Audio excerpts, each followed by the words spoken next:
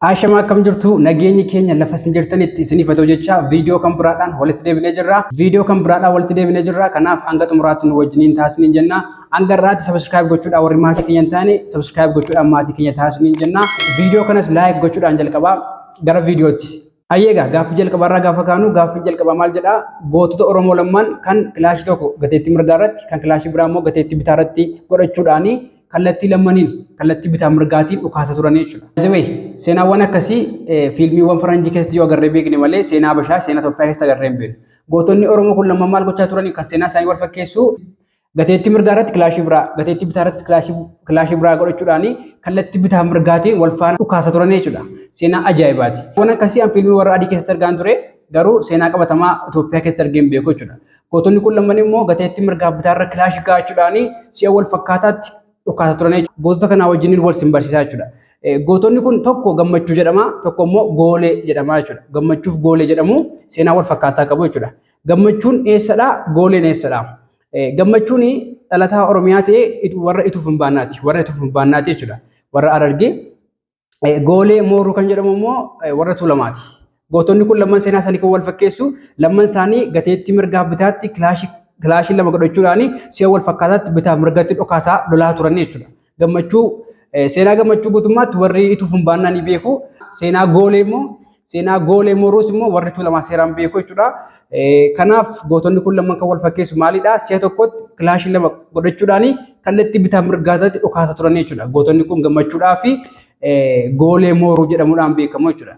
Gara gaaffii lammaffaatti gaafa dabarru immoo gooticha dhaloota Oromoo ta'ee lola Ogaadeen lola Somaaliif Itoophiyaa irratti hirmaachuudhaan yeroo namoonni baay'een bira dhumanitti qofaasaa boombii sadii qofaan taankiiwwan 5 ol gubuudhaan gootota namoota meeqa ajjeesuudhaan injifannoo guddaa Itoophiyaadhaaf fuudhee galee eenyudha kan jedhu ture.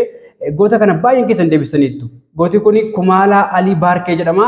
Kan inni du'aan nu biraa dabee waggaan guunnee waggaa 7 dura du'aan addunyaa kanarraa addaan ba'anii jiru. Gooti kun goota seenaa ajaa'ibaa qabudha jechuudha akka Itoophiyaatti. Gaafa sana mootummaan Dargii madaaliyaa guddaa beekamtii guddaa kennee fi shallamee ture badhaasee ture jechuudha.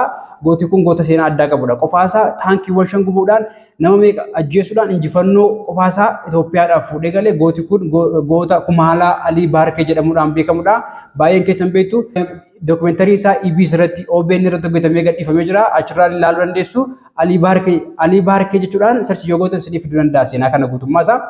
Haa ta'u iyyuu malee seenaa Alii Baarkee keessaa kan na gaddisiise Aliin Baarkee erguma injifannoo guddaa kana argamsiisee boodayyuu waggaa 10 oliif mana hidhaa ture.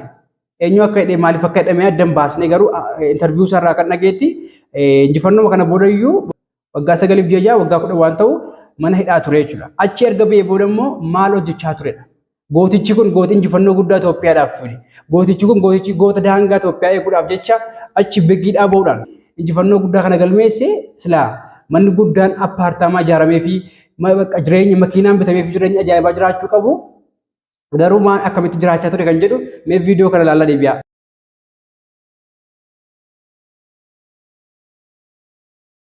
ሻለቃ ባሻ አሊ በርኬን ጀደማ የህብረተሰባዊ ኢትዮጵያ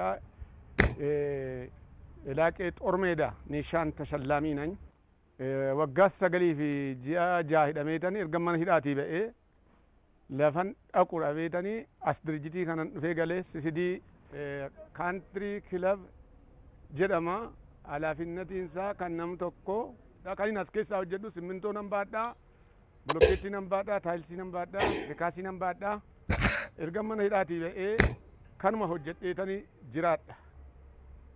Kunoo har'a waggaa 11 as keessa tureera hojii kanaan. Ayyee baay'ee nama gaddisiisa kunootti erga hidhaadhaa ba'ee injifannoo guddaa kan argamsiisee iyyuu waggoota baay'eedhaaf mana hidhaa ture. Sana booda immoo hojii humnaa hojjechaa ture waggoota 11 ol hojii humnaa bilookeetii waan akkas akkasii hojjechaa ture. Bifa kanaanidha kan inni jiraachaa ture. Baay'ee nama gaddisiisa. Egaa seenaan Alii Baarkeetiif seenaan gootota lammii gammachuudhaaf goolee mooruu kana fakkaata. Viidiyoo kan biraadhaan nama walitti deebinutti nagaatti.